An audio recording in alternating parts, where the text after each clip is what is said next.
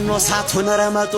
ጨዋቃው የቤት አማራው ምድር ከሰማይ ቢደባለቅ የአማራ ፋኖ እጅን አይሰጥም እንኳን ነክተውት ነካከውት አይወላውልም ወጥር ስሉት የሳት በመጥ የሳት ላንቃ ደመላሽ ከየለሽ የሚበቃ የንጉሥ ዘር ነው ግባ በሉት በሉ 4 ኪሎን አስፋፉለት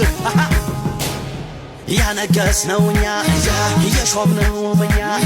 ይመራናል ብለን የሞትንለት እኛ ፍቅራችን ካልገባው ወደፊት ነው እንጂ እናንለማመጥም ዘመናት ቢፈጅ ይለያል ዘንድሮ